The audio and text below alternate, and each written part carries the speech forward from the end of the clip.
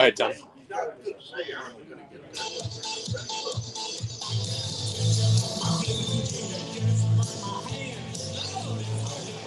Hey everybody, it's Tommy Canale and welcome back to the Feist Pro Football Handicapping Show here at DeMarco's Pizzeria and Wine Bar, located at 9785 West Charleston Boulevard on a beautiful Las Vegas afternoon. Once again, we are here to talk football. We will get into basketball as that season goes.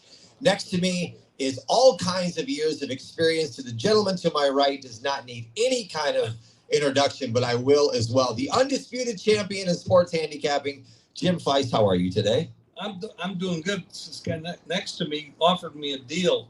If I lose my $500 bet, he says I can only pay him $4.99. I thought that was I think he's got a kind heart, and that guy would be pro better, 32 years in the business. Top 5 this year in Circa Invitational after taking 3rd 2 years ago and 6th last year. A friend of the show that's going to give you a better deal. Welcome back, Scott Pritchard.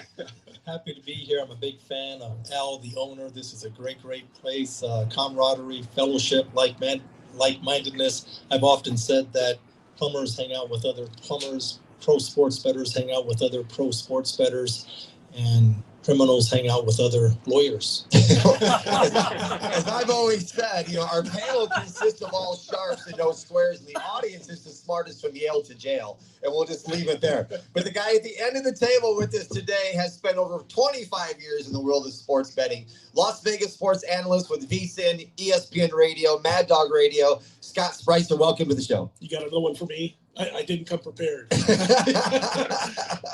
got to say real quick, this brings back a lot of memories because Jim gave me my first break all those years ago and hired me at Jim Feist Sports when I was 22. That's a couple years ago, Jim. And we started doing that TV show. You had already been doing it. We were both 17, right? 17. Yes. No, I think you were 19 at the time, if I remember correctly. But, it was great doing that show for all those years. I got out of it after you guys had been doing it for a while. I don't want to hurt your feelings. But I started watching that in high school. So We just had a week where every game was decided by double digits except one. That was a 1-point win for the winless Jets that are no longer winless. They can't lose this week because they're on a bye. And then we'll talk about them next week when they get Cleveland. But the Colts keep rolling, Jim. And let me ask you this. Are the Colts a legitimate contender to be in the Super Bowl? Of course they are. Why wouldn't they be? They have the running back. They got the offensive line. They got a head coach who's making good decisions. And they're red hot. And you keep that going, unless they get injuries, they're just like every other team in the league. There's no real A teams, unless maybe you look at Kansas City, the way they've been playing lately. But so they're all B teams at best, or B pluses, and they're definitely in that group. But before we move on, I want to say we have another star from VSiN here today. Dustin Swedelson's over here. Dustin. First time he's been here. Give a round of applause to Dustin, everybody. Before I get into some picks, we are live on both DeMarco's YouTube channel and Proline TV. Text your questions or comments anytime during the show. We will get to them. Scott Pritchard, since we got Scott and Scott today on the show. Indy's going to Pittsburgh. The line is 3. The over-under is 50.5. Do you like this game at all? Both of these teams are extremely overrated. I mean, I wouldn't be surprised to see Baltimore come back and steal that division. The Steelers are a bit of a fraud. I'm talking about the Indianapolis Colts. I mean, seriously, does anyone take this team seriously? I mean, Indiana Jones, it's a feel-good story, but no one is concerned about playing the Colts in the postseason. Kansas City, Buffalo. The good news is this team has been beating up on Little Sisters of the Mary. Who respectfully have they beaten? I understand the good news is they're number 1 out of 32 teams in the league offensively, but this just in, newsflash, breaking news, defense wins championships. And defensively, not impressed. Scott's present? I think I like him a little bit more than Pritchard. Okay. I'm kind of in between Jim and Pritchard here when it comes to my feelings about the Colts. I mean, when you got a guy like Jonathan Taylor, best running back in football, I believe, right now. Saquon Barkley is the best, but Philly's not using him like they should. They should be throwing a lot of dump-offs to Saquon, and they don't. But I'll tell you what about this week. This is going to be a good telling point, I think, about how strong the Colts are, because you got a Pittsburgh team that went out and spent all that money on defense. You've got a defensive-minded coach in Mike Tomlin. but they can't stop anybody with that great defense.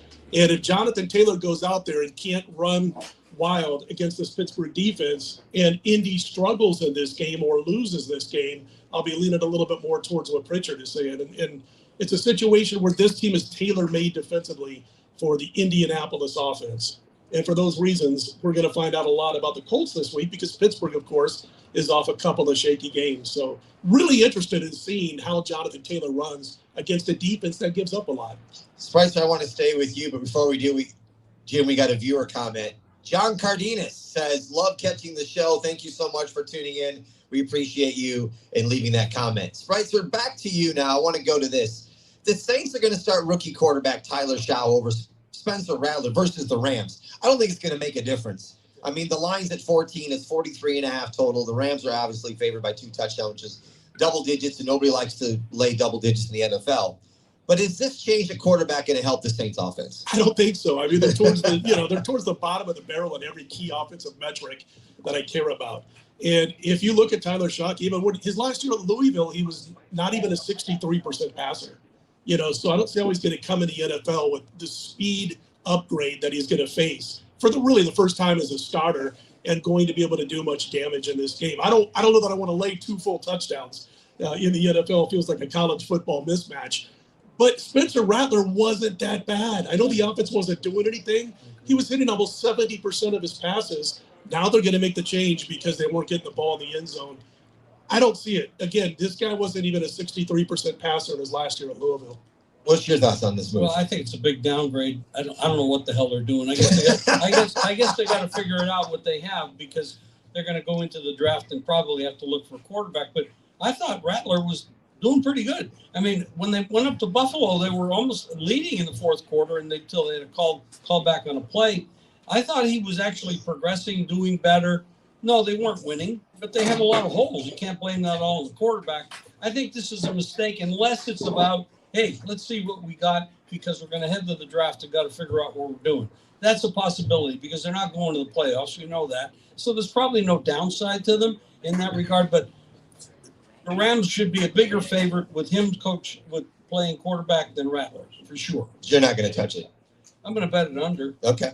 All right. I want to stay with you. I want to get an opinion from all three of you guys on this one. The Chiefs, to me, are inevitable. And once again, they're an offensive machine. They're going to Buffalo. Kansas City, it was at 1.5. It's now up to 2 last time I looked. Total of 52.5. Jim, do you like the Chiefs being a favorite on the road at Buffalo? Well, that's a tough spot. And they are playing extremely well. Are they peaking too soon? No, I don't think so. No, Okay. Not when you have the pedigree that they have. I mean, all of the division wins and the 5 Super Bowls out of 6 years. This is not a team that they're very well coached. They know how to manage what they have, the talent, the pedigree, everything's in their favor. They're better in a lot of departments, especially at the coach position. And they should be favored because of that. Now, it's hard to go to Buffalo, but they're not going to be playing in bad weather. If this was like December or January and they were going there with bad weather, it maybe so because Buffalo can be tough. But I really haven't been impressed with Buffalo that much this year. And playing what they did last week didn't impress me that much. I think Kansas City over is better than talking about them to win this game. But if you put a gun to my head, I'd say money line Kansas City. But I like the over much better. Pritchard? Kansas City, well-balanced, top 5 offense, top 5 defense, proven winners. The Buffalo Bills, everyone's dogging this team because they've lost a couple of games, including losing to the Atlanta Falcons on the road. No shame there. The Falcons have the top 2 defense in all of football, and they're world beaters at home. They suck on the road, so there's no shame there. The only reason... How do you really feel?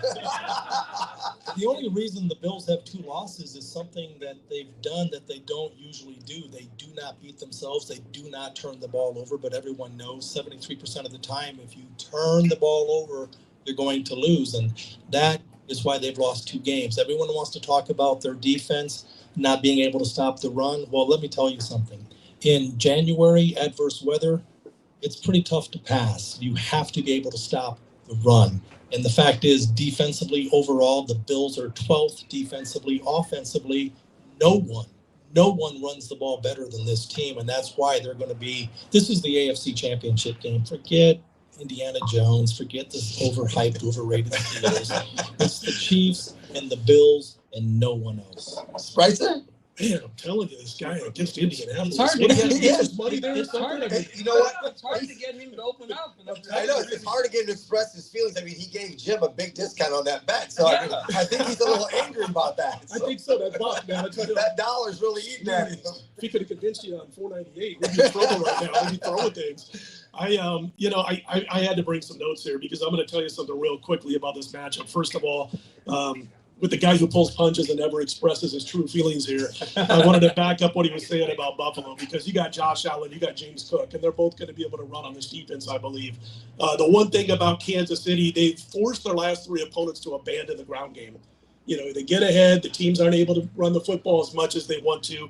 I don't think that's going to happen here because only two teams have seen a lower run rate than Kansas City's defense. They're finally going to have to face a team that's going to run the football.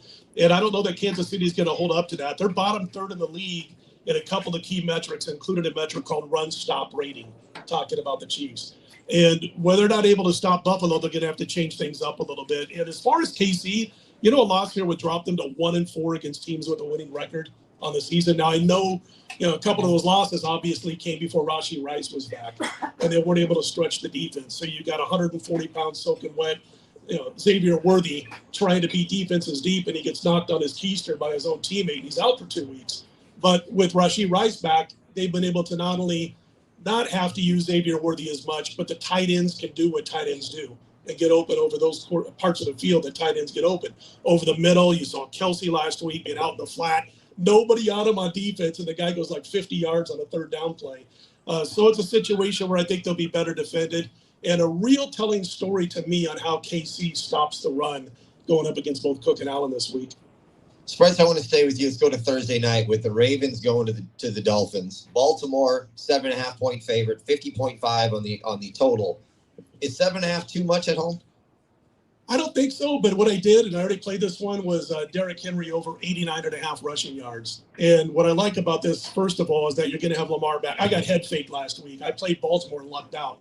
But I played Baltimore at 6.5. And that line went down to 2.5, of course, when Lamar was announced that he wasn't going to play. So I got head faked earlier in the week. It looks like he's going to play this week, which helps that entire offense, obviously. And they'll run Derrick Henry at a poor Miami run defense. I could see 20, 25 carries out of Henry. So I forget what the price was exactly. It wasn't that steep. It was about $1.15 on over 89.5. It was a couple of days ago, so it might have changed by now.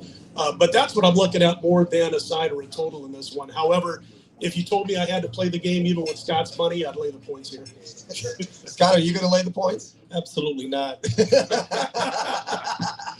I sat in this room and was mocked and heckled and laughed at, which is the story of my life, because I said at 1-5, the Ravens are going to come back and steal that division. And what happened? The Ravens won, the Steelers lost. Get used to it. History has a way of repeating itself. Lamar Jackson is back, and I understand Lamar, as good as he is, he doesn't play defense. And the defense, we've got some question marks, but they're starting to get healthy. They're starting to get hungry. This Ravens team is legit and real, but give me the home team dog. The Dolphins plus 7.5. See the cashier. What about you?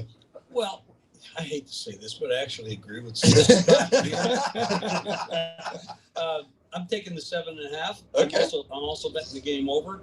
I like Tua over passing yards. I like Tua over passing attempts, and I like Tua completions as well.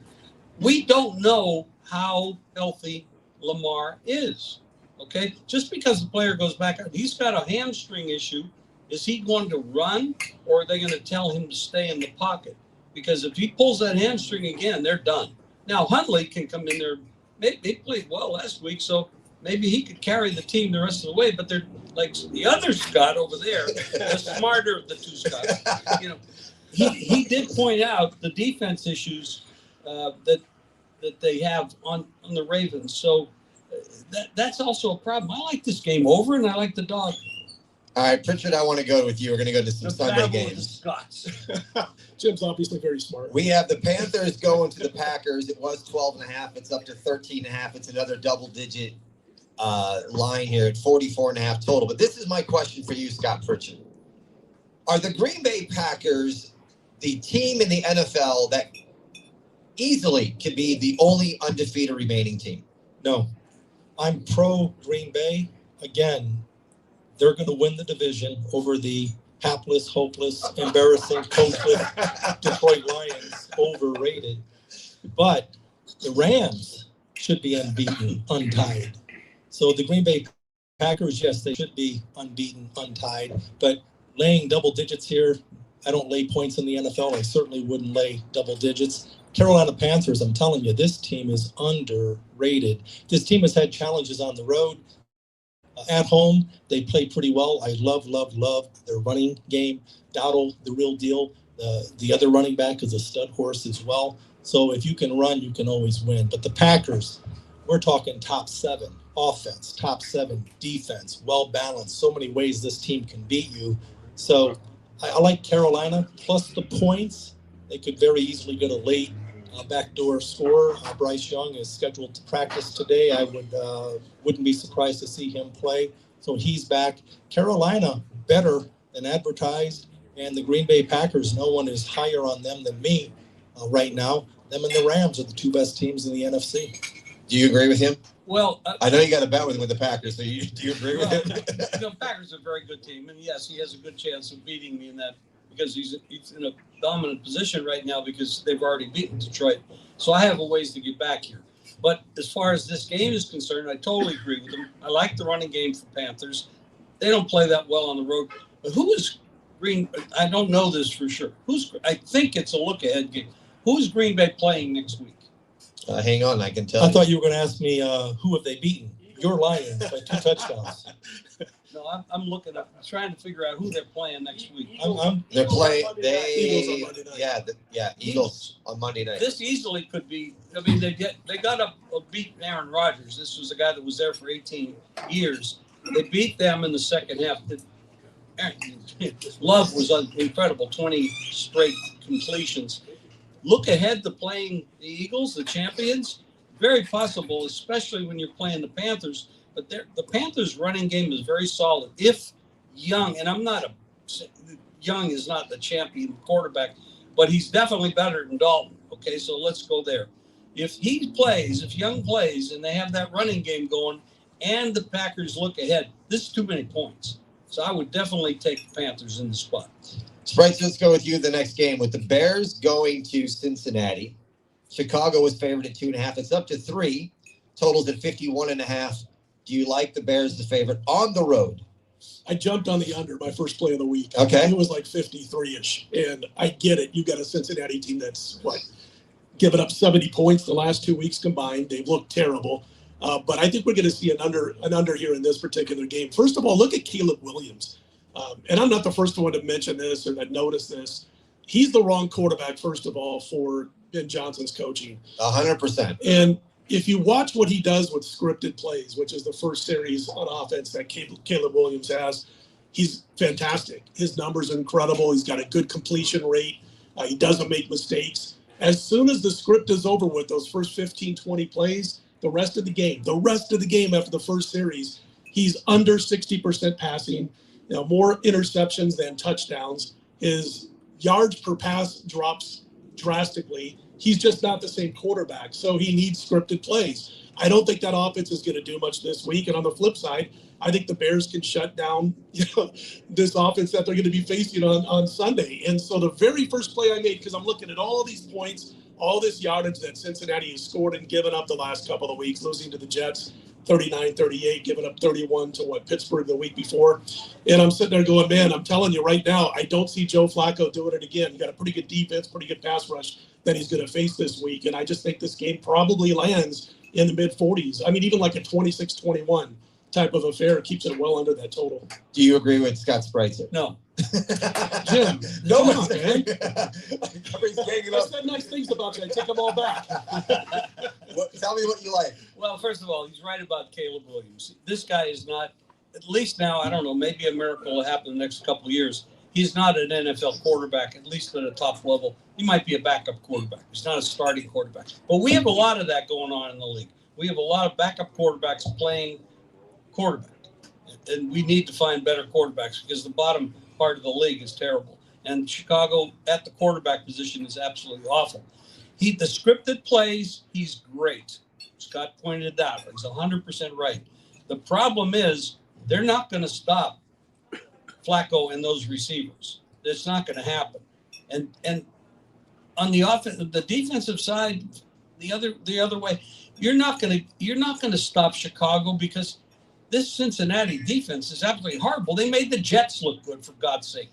This is Cincinnati. There's certain teams that you can bet every week their team total over. Cincinnati, Dallas, Kansas City. It's just Indianapolis. Just bet their team total over every week. You're going to make a fortune. It's that simple. So you're saying take this over? Yes. All right. Scott, you shouldn't have let him off for $4.99. Scott Pritchard, let's go with you with the Vikings going into Detroit. Detroit was up 8. It was 8. It is still 8.5 last time I looked. Total is at 48.5. I know you're a big Packers to win the division fan, but is this the right spot to take Detroit and lay the points?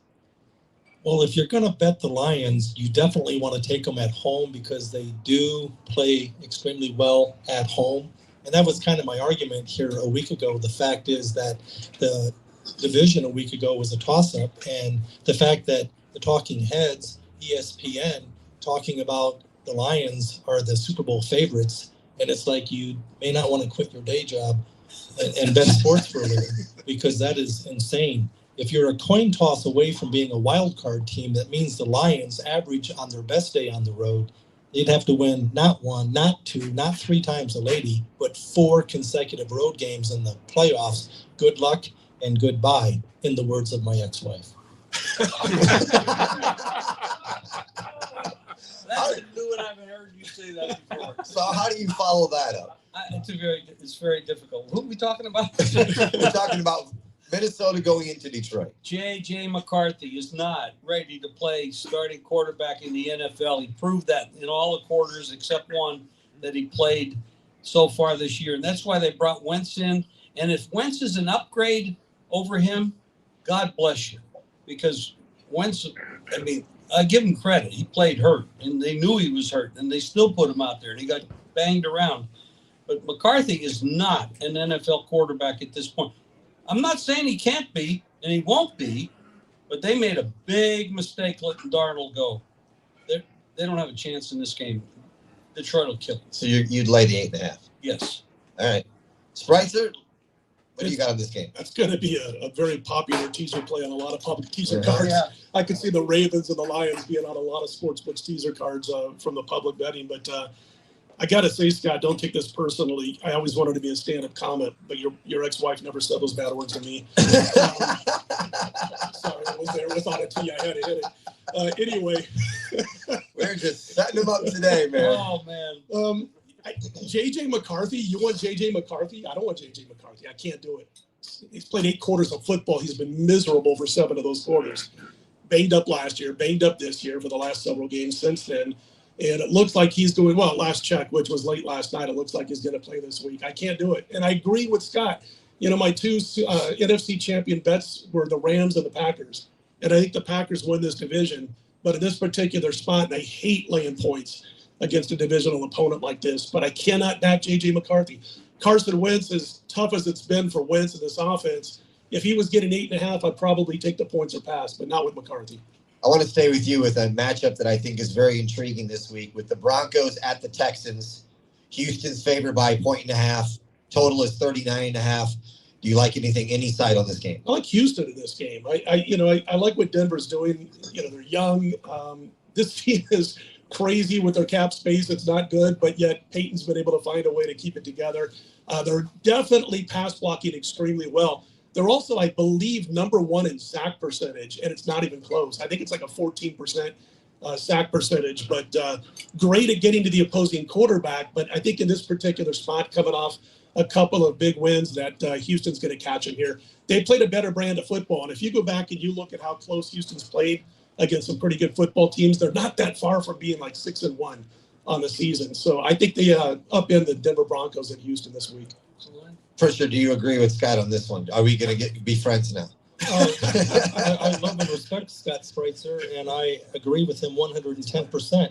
But I want to take a second to just point out 2 things. before I do have a strong opinion on this contest, but before I get to that, I do want to give a shout out to Tommy, our host, 5-star, rock star, superstar host, who also is an author. Who would have thought?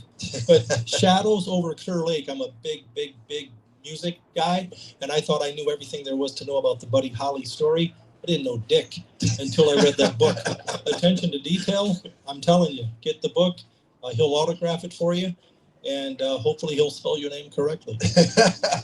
Thank you so much for And you the have an promo. audio version coming up. The audio book is out. It came out on October 24th, which was the Big Bopper's birthday. And in the audio version, I put the real newscast from the crash and the actual interviews with Buddy Holly, Jerry Allison, Roy Orbison, and they're all in it. They're all in the audio book. Wow. Yeah. You mentioned Roy Orbison, Elvis Presley, his two favorite singers based on talent, Roy Orbison and B.J. Thomas. I want to talk about before I talk about the Denver-Houston game, because I do have a strong opinion, we do have royalty in the house. We mentioned Dustin from Beeson, also Matt Humans, who, imagine that, he's here with food. I mean, you wouldn't know what to look at him, but he's not missed too many meals. So Matt is in the house. Want to give a shout out to Matt as well. But the Denver Broncos taking on the Houston Texans. No one knows this, but everyone talks about the Bronco defense, but Houston has the best defense in all of football. They're at home. I don't trust the Bronco offense. Forget 33 points against Dable and the hapless, hopeless, pathetic, coachless, embarrassing Giants. This team on the road, Houston, to Scott's point, better than advertised. At home, a point and a half, that's cheaper than your prom date's perfume. Jim, we're not that. He's on a roll. He's on a roll. And with that, we're going to leave that one there on that game. Just for the hell of it, I'm going the other way. Perfect. I'm going to pick Denver. They have a great pass rush. Stroud sees ghosts out there. The offensive line is awful. San Francisco couldn't get to him, but they have nothing on. They couldn't get to him. They made the ball control all game. Houston just dominated ball control. Denver is going to come in there much better coached, much healthier. They will get to Stroud. Stroud will be looking at ghosts the whole game. The wrong team is favored in the game. When you see the home team favored by 1.5 points, you know the better team is the road team. Let me stay with you, Jim, with Atlanta going to New England, and Atlanta's lost their 2 games, both of them by double digits. Patriots are favored by 5.5. The total's 45. Do you like New England in this spot? Well, I have to know a little bit about Penix, because if it's Cousins, it's a disaster. But is Penix going to play? Is he healthy? That makes a big difference. I mean, New England and Drake May have been playing very, very well.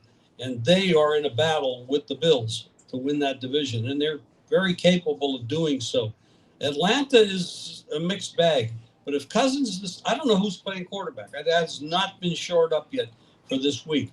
But if it's Cousins, definitely I'm on Drake May and the Patriots.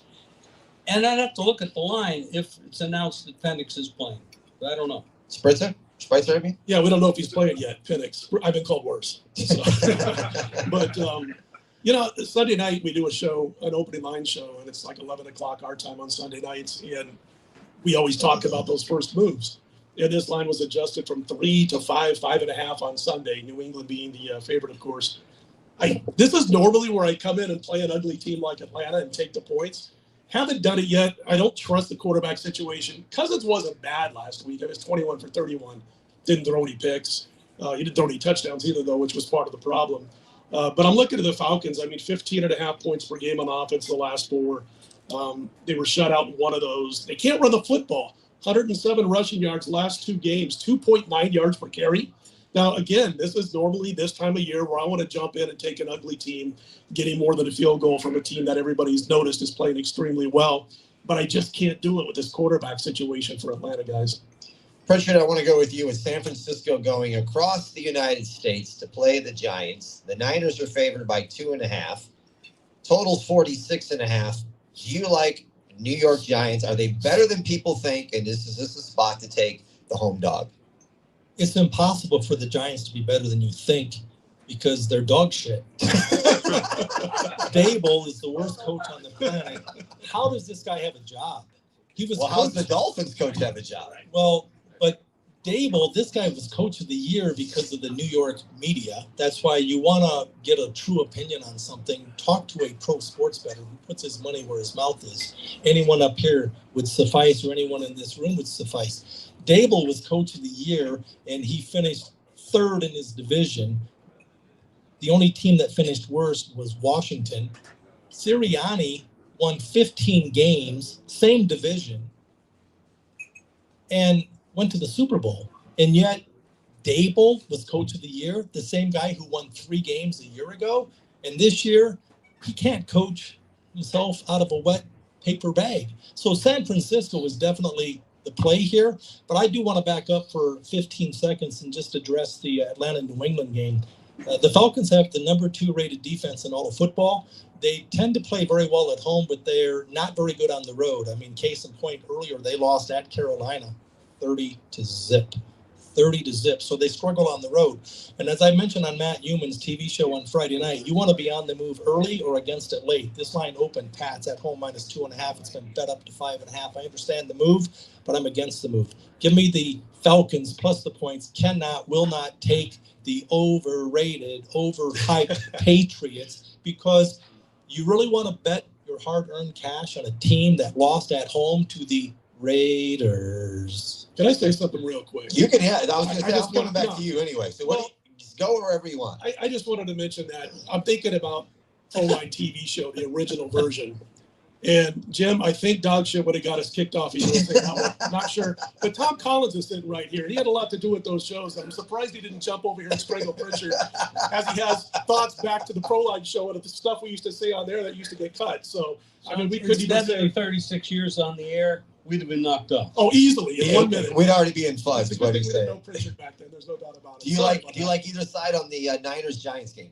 I can't play Brian Dable for all the things Pritchard just said, including the dog stuff, But here's the problem when you look at the New York Giants. We thought Brian Dable was like this savior when he first arrived as the head coach in New York. He couldn't even get Danny Dimes to complete a pass or make the right decisions. And look what Danny Dimes is doing with Indiana Jones over here. I mean, he's just having a fantastic year, whether you think they're overrated or not. And he looks like a legit starting quarterback and one of the top 10 in the NFL right now. Dable had this guy looking like he didn't belong in the league. So it's tough for me to jump in on the Giants thinking about things like that. I think, we can't pick a winner up here. We have Matt out there and Dustin. Who do you guys like? Meatballs. You like humans likes the meatballs every time. Take the meatballs over. And the pizza's fantastic for you people that are out there that are not here. If you come into Vegas, you must come to DeMarco's and get the award-winning pizza. You will not be upset you did so. I have a play in that game under. All right, let me stay with you. Chargers at the Titans. It was 10 in favor of the Chargers. Now it's down to 8.5 last time I looked. Total at 43.5. Do you like either side in this game? I'm not so sure this is a good spot for the Chargers. Well, it's not a good spot for the Chargers. I mean, they went down to the Dolphins and struggled with Miami at the time, and were very lucky to win that game. But Tennessee has been awful, just awful. They've already changed coaches. I can't see them laying that kind of number. I'm not the kind of guy that's going to lay that kind of number on the road, but I can't put money on Titans, so I'm going to pass. Spreitzer? 0-11 against the spread their last 11 home games. That's what you get with Tennessee. Now, they lose those games by about 10 or 11 points per game, and that's where the line is. Yeah. And I agree with what you said about I'm not sure this is a good spot for the Chargers. They're not only 0-11 at home against the spread, and they've won one of those games outright, that's it, but they've covered 4 of the last 25 games. So I get it, man. It's like not a great spot for the Chargers. They're laying a bunch of points, but there's better games out there to bet than the Tennessee Titans going against a team that might be in a tough spot. And I don't usually plunk my money down on teams that are 4-21 in the last 25 games and win one game in a year and a half at home. Pritchard, is this a game that's you could tease? No, I don't do teasers, but I'm all over the Titans. Give me that ugly ass team. Give me the Titans. Points mean more than opinions. And the fact is, who are these Chargers? their stud running back Harris out for the year. Their second string running back out, gone. They have no running game. They're on the road. But that's been a few weeks, Scott. Yes. That those two guys have been out. Yeah, but again, they're on the road, and Tennessee, it's easy to say 0-11, but we're talking about a 3-hour contract. Nothing more, nothing less, because I rode that wave. And I'm sensitive to the fact I've always preached, I teach, train, and explain that you never bet on a streak to end, a winning streak or a losing streak, because you can only lose one time. But give me the points with the Titans. I'm in. Sign me up. One thing I have to consider when I look at this kind of game is coach versus coach. Harbaugh's one of the best, and the other guy, he's brand new. We don't know. So, Chargers are well coached. He's great. This is one of those games. I mean, I agree with everything Scott's saying. This is one of those teams that I would play normally this time of year. You know, garbage team. Another team's in a bad spot. It's just one of those things where it's like, gosh, I just have a hard time. I have a hard time betting on a team that hasn't covered in a year and a half. You know, that's the problem. But Scott's probably going to cover this number. That's what Scott does. Pritchard, let me go to you, since you've been talking about the Raiders, and they're at home versus Jacksonville. Jags are a 3-point favorite here in Las Vegas. Total's at 46. So based on what you're saying, I'm guessing that you're going to take Jacksonville and lay the 3. No, I'm going to pass. I'm going to be there. I've made a living the past couple of years. I'm a man of the people. I go to the Raider games. I wear my Raider attire, and then I cheer for the other team. I don't make many friends at Raider games, but I cash a lot of tickets. But every once in a while, the late, great Dink told me years ago, because he would always notice, he says, you don't win or lose on or against the Lakers, but I just don't recall you ever betting on the Lakers. I said, well, because the line's inflated, and when I bet on a Laker game, it's against the number. He said, I just want to know when you're on the Lakers. And we were in L.A. at the Laker game against somebody. All I remember is Mark Madsen was the starting center, and I said, today's the day. Lakers, -2. They won by 44. Oh. And in this case, I forgot what the question was. But in this case, talking about the Raiders, I said, are you going to take Jacksonville, lay the 3? You said no. Well, I'm going to pass, and here's why. I made a lot of money betting against the Raiders the last 2 years, but just a few short weeks ago, I bet pretty good money at 3 different places, the limit on the Raiders money line against the Tennessee Titans, winner, steak and lobster dinner. So again, it's a 3-hour contract, nothing more, nothing less. I have commitment issues, so I'm not going to commit on or against. In this case right now, it's subject to change. The long answer or the short answer, I guess it's too late for that. It's a pass. What about you, Jim? After that, I don't know what to say. I'm gonna pass. You're passing too. I have to pass. Are you going to pass too? Everybody passing on this game? Kind of like the over here. All right. I'm looking at the Jags' 2 road games. They've given up 611 yards passing to guys named Brock Purdy, Jake Browning, and Joe Burrow. That was the game Joe Burrow got injured in, and Browning came in and played the majority of that game. 611 yards passing in those 2 roadies, 7.5 yards per pass. And then you've got the Raiders. They're getting healthy. Brock Bowers, Jacoby Myers likely to play at last check.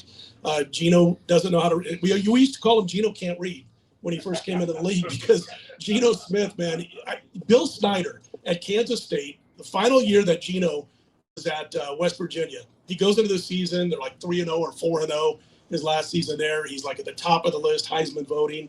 And Bill Snyder from Kansas State comes into town and starts mixing up defenses before the snap. Geno's never been the same. He was bad the rest of the season. A couple of the teams copied what Snyder did. He had bad games. And he's not been great in the NFL other than the little stretch for a couple of years under Pete Carroll up in Seattle.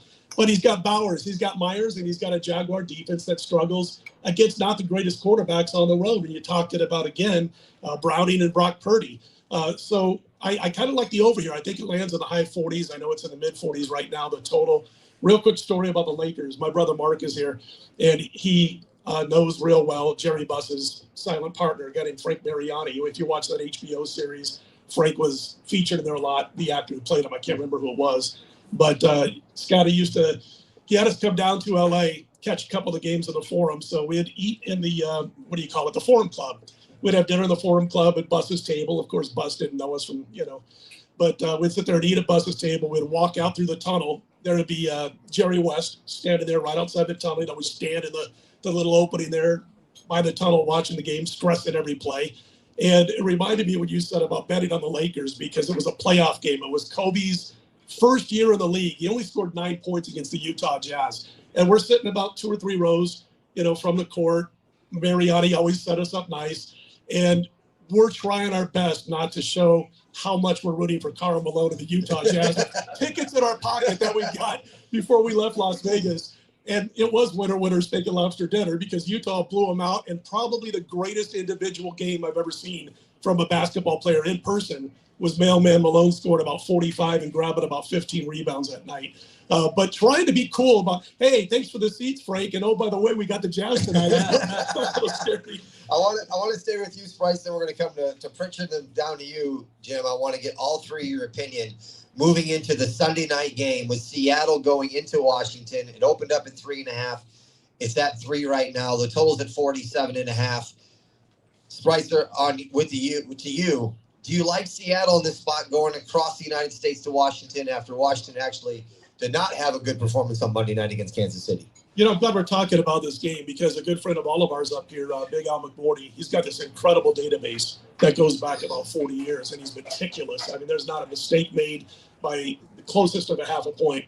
And so, I don't know, 10 years ago or something like that, we do all these shows, and everybody talks about West Coast team can't win on the East Coast, play against that West Coast team, lay the points with the East Coast team, take the points with the East Coast team. And we're like, this is one of those things that sounds way too logical to work in sports betting. So we went back and we looked all the way back into the early 80s with this database. And what we found was, something like 1,000 game test pattern where the West Coast team was about a 54% winner against the number. And it remains that way. So if you do like Washington in this game, or you're going to bet the Commanders in this game, don't do it because you've heard a million times on radio that West Coast teams don't win on the East Coast. And the best thing to do on a West Coast team on the East Coast is if it's their second straight game in the Eastern time zone. They're over a 70% cover going back almost 40 years in that scenario. A lot of teams nowadays like to stay on the East Coast, for that extra week, practice at an East Coast college or whatever. But as far as me in this one, I like under 47. Washington's defense has been on the field a lot. I get it. But I think Seattle's going to be able to run the football. And that's kind of what you want to do against Kingsbury, because he wants that up-tempo offense with the Commanders. I think under 47 is the way to go. But I'm glad we did talk about it, because I wanted to bring up that massive myth of West Coast teams don't cover on the East Coast. Pritchard. When Scott Spreitzer speaks, I listen. Uh-oh, here comes. Except now. Except now. Except on this game.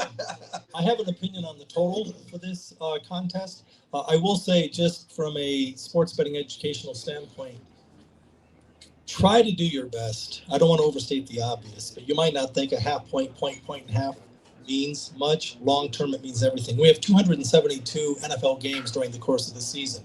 If you can steal, extort, grind, get a half point, the best of it. CLV, closing line value, a half point. That's 136 free points for the season. Short term may not mean much. Long term, it is very, very, very significant. When a good team gets embarrassed on national TV, Scott talked about Washington, they generally respond, especially if they're coming back home.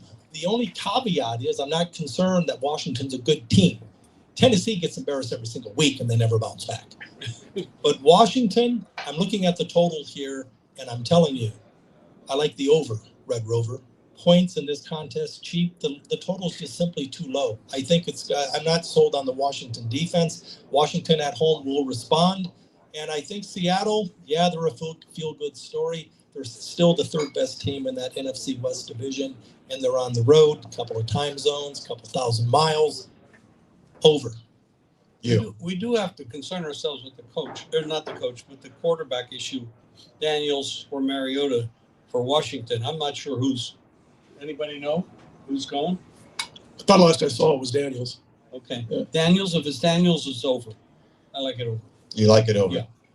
All right, before we get into our Monday night game, make sure you join Greg DePalma with a Thoroughbred Handicapper live today on Proline TV at 4:30 p.m. Eastern. They're going to do a Breeders' Cup special and go over several big races, including the Breeders' Cup Classic. So join Greg today on Proline TV at 4:30. Jim, I want to go with you. We're going to get into Monday night. Arizona at Dallas. Now, Schottenheimer promises changes to the defense after the blowout loss to the Broncos. First off, do you believe him? I don't know where the hell he's going to get the athletes. Well, I'm just telling you, you don't believe him. He's got, well, he might make changes in who starts, who plays. They don't have a lot of athletes on defense, and they're just not good. And well, they're favored 2.5 in this game against Arizona. That's not very much. But the key to the game, I bet every week I bet Dallas team total over.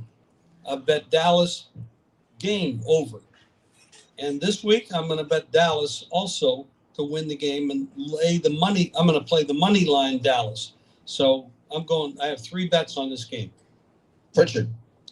Yeah, I have an opinion here. Monday night, Arizona, Dallas. It's kind of a double-edged sword with the Cowboys. They're world beaters, world class, and kicking ass when it comes to offense. Number 1, number 2 in all of football, behind only Indiana Jones and the overhyped Colts. But they will attempt to outscore you. They have to attempt to outscore you because they can't stop anybody. So they're great offensively, but they're terrible defensively. And bottom line is, just to cut to the chase, if Jim Feist likes the over, then I love the over. Spreitzer. I thought he was going to say something else. But You agree? The way he was setting that up. I just look at Arizona. I'm thinking, when does this team finally collapse? And I'm not saying they're going to do it this week, but this team could be undefeated. Every one of their games has been decided by, one score. And you look at that game against Tennessee, that fluky win by Tennessee. They're up 21-6 on the Titans. It was a late third quarter, early fourth quarter, whatever it was. The kid for Arizona busts a 70-yarder. He's going to go into the end zone. They're going to be up 28-6. They're going to cruise to the win, drops the ball at the goal line.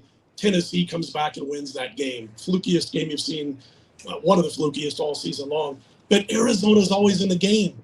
And they're talking about, hey, Kyler Murray's back. I don't care if it's Kyler Murray or Brissett. There's not that big of a difference as far as the positives and negatives that happen on the field to the offense when either one of these guys is on the field. I don't have a play on this game. I'm kind of being long-winded for a guy without a play. But I think Arizona, I really want to see this, and it might be good for in-game betting, because I want to see if they finally collapse from all these close losses.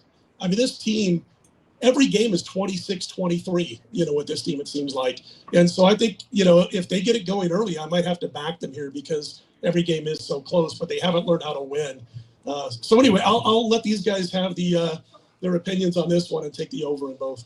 Before I get to any questions from our audience, Ray is not here, but he sent me way too many questions that we're going to get to. Really? So I'm just going to go to his first one. And Jim, I'm going to ask you, he wants to know, who would you rather have right now for the next 3 years, Joe Burrow or Daniel Jones? Joe Burrow. Pritchard. Don't know, don't care. If there's no point spread on it, I lose interest real fast. Spreitzer. I like you, man. You're funny. You've done this before, haven't you? I'm going to say Joe Burrow, as long as he's got an offensive line. Any questions from the audience? Yes, Bernie first. Are any of you guys, anybody fired on Houston Texans yet? Yeah, we both like him, Scott and I. You jumped at me. 11 favorites covered last week, and I got a funny feeling something is going to happen like that this week. Denver won by 20 points at home last week. Teams that win by 20 go on the road the following week. Not so much. Houston looks buttoned up after they shit the bed in Seattle 2 weeks ago. No Patrick Surtain out 4 weeks. So that changes the dynamic of that defense. You got a nice cozy line, to Jim's point, where I just play the money line and worry about a 1-point win.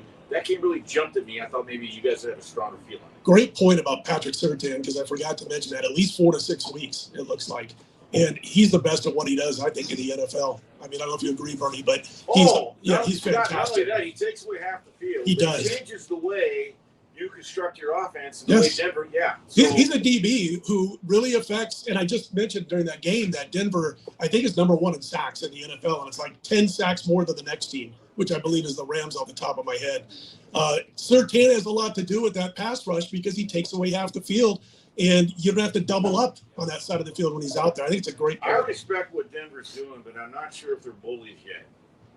and Houston, I feel, has just crossed that line now where they're playing great complimentary football. You got a nice cozy line at home on Monday night in the national TV game. Yeah, I don't know, Bernie, if you left and came back, but I went into great detail on how solid and strong and good the Houston Texans are because, number one, defensively better than advertised. We like and respect Denver's defense, but traveling on the road, I like Denver. Hey, welcome back. I'm glad you're back. I don't know if you left and came back while I was here, but did you fire in the game? Yes or no? Did you fire in the game? I'll take it as a no. Can I answer the question? I was waiting for you. I haven't.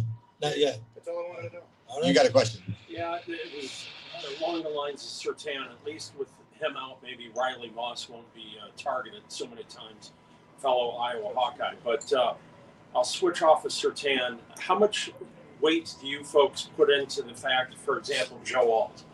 He's back. He's a monster offensive lineman. How much does that affect a professional better like you guys? Jim, you go first. Makes a big difference to me because the offensive line is everything when it comes to the quarterback play. And that's the reason. I mean, you look at that and you say, hey, you want to take the dog? They're terrible, but you got him back, Alt back, and you got Harbaugh coach, and you got Herbert. I like it a lot. I like them to win the game. And I don't play too many teasers, but I'd lean to that. I'd lean to Chargers. He played last week, and like you were saying, he came back last week. Left tackle, man, that's huge. And he wasn't even the best at the start of the season, but he's huge for that offensive line. So I think it's extremely important for the handicapping. I think it's less important because I know it's shocking that I'd have a contrarian opinion I'm surprised. I expected, actually. But first of all, the line's going to reflect when you have a star player out. But we're still talking about 1 out of 22 players. It's not like Michael Jordan where he represents 20% of the starting 5. So the point spread is going to reflect that, number one. And I agree with you. Slater being out earlier for the Chargers, the left tackle, it's pivotal. But it's not going to get past the odds makers. It's factored in. And as I said, ultimately, you want to be on the move early or against it late. So, Bernie, I want to address your hostility. You're a friend. You and I are not related. I understand. Hey, believe me, you and I are not related, but to me, you're family. So if you asked me if I fired away, I missed the move. I mean, I liked it at a pick. I didn't play it. It's now 1.5. So respectfully, I hadn't played it. But the gentleman asked me a question. I have an opinion. I like the Texans. Well, what's interesting is Jim and Feist and I have talked about this. If you're laying less than 2 points, why not just play the money line? And so I do that. Yes, over the long haul, your dissertation on getting the half point is so spot on. It never matters until it does, right? Well, then it just mattered because I'm with you 110%. Anyone who knows me knows I'll proactively find the cheapest money line in the NFL. It's so efficient and so liquid and so tight that you might not think 2.5 lay it. No, I want the cheap money line. But I played Arizona against the Niners early, and I had the minus 1.5 on the Niners. They won by 1. So that's to illustrate your point, and I'm with you 110%. And that I have to stay in my lane. And that's the one time I stepped out and laid 1.5, and it came back to bite me. Go ahead.